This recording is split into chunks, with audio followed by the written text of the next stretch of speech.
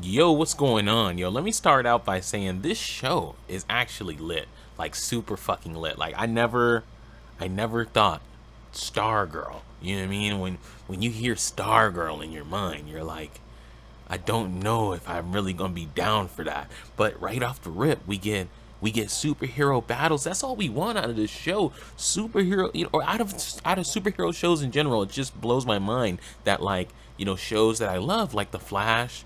Arrow seem to always have it down. Legends of Tomorrow, like they don't be understanding sometimes that like all we want is that superhero battle. Dude, what makes superheroes interesting is the fact that they fight.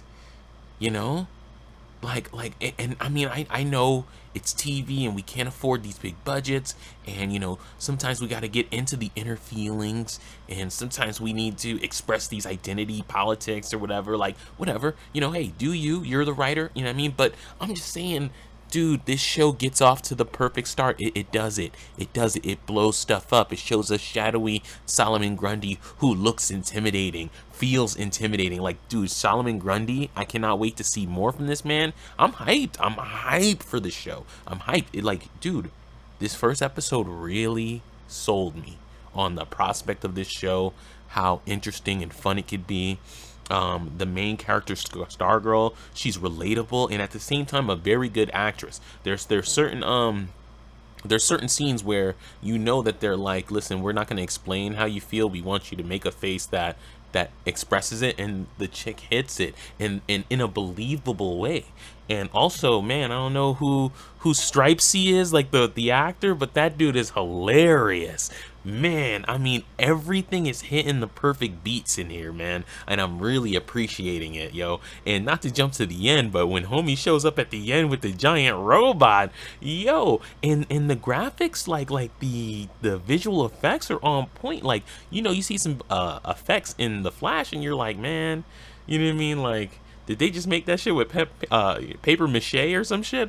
Like, you know what I mean? But in this, it really hits. It really slaps. And man, I'm just really excited to see more of it. So the main breakdown of the episode is that right at the rip, Starman gets murdered. It's like an invasion from the Legion of Doom, or was it the Injustice Society of America, whatever the fuck their name is, right? They invade their like Hall of Justice and start going in on the heroes, like start murdering them boys, right? And so Stripesy shows up, and I guess they told him to wait in the car, but keep this in mind. If Stripesy had waited in the car, everybody would have died, and the bad guys probably would have got a hold of the staff, and there wouldn't have been a show right now. Okay, so thank goodness homie was like, I ain't waiting in no car. Let me go ahead and help my homies out. So he come in here, and by the time he get in here, they're getting bodied like left and right, getting thrown out windows. The building's on fire. It's crumbling. And then Starman end up getting like shot through the chest with an icicle blast, bro. I mean, he got one shot. He got one shot. They cracked his armor and put him in last stand. Like, it was absolutely crazy. And so Stripesy gets him out of there, but the damage is done. Homie's dead. And I love the comedy right here. Yo, they did this perfect. This could come off cheesy, but they found a way to make it impactful of the dude's death and have a comedic scene right at his death where he was like, we need someone to take over the staff, but definitely not yo ass. Please, Nick, please, God, no. God, no, not you. Anyone but you. Anyone. Ugh. You know what I mean? Like they didn't do it exactly like that. There was still a pause before they got serious about, man, you're my best friend, all this other stuff. But amazing. Absolutely amazing. And so fast forward, homie ends up getting with this lady, Stripesy. He ends up getting with this lady, and they end up moving to Nebraska. And the daughter of the lady is, the main character, Stargirl's character.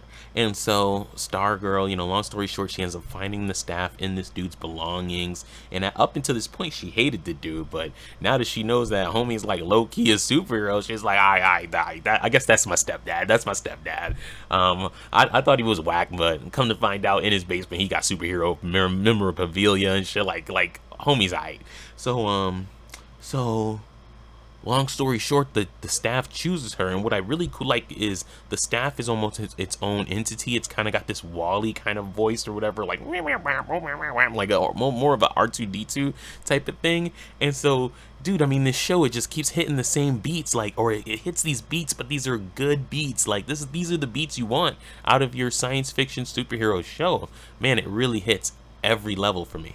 And so, they go out and they have a Spider-Man scene where they're training. Well, first, I guess the staff is temperamental. Okay, so the staff, pretty much earlier, Courtney was getting, yeah, I believe her name is Courtney. Courtney was getting bullied in school or whatever. So staff was like, nah, son, nobody gonna mess with my homies like that. So the staff like pretty much like not teleported her, but drug her, like flew her to the spot where these guys were still out there doing their bullying stuff. Long story short, she ended up beating them up and then blowing up their car, son. Yo, crazy. And so then come to find out, the dude whose car she blew up was he was the son of one of the bad guys that like killed Starman and invaded that castle in the beginning that she doesn't actually really know about yet. So I mean, dude, it just kept hitting. Like, man, it really slapped. I love how everything molded together, and it gives, and I don't know, Stripesy, whatever his name is, bro. That dude is funny. I know I already said that, but like, it's very surprising, bro. I thought this was gonna be a whack TV show. I was like, here we go with Stargirl.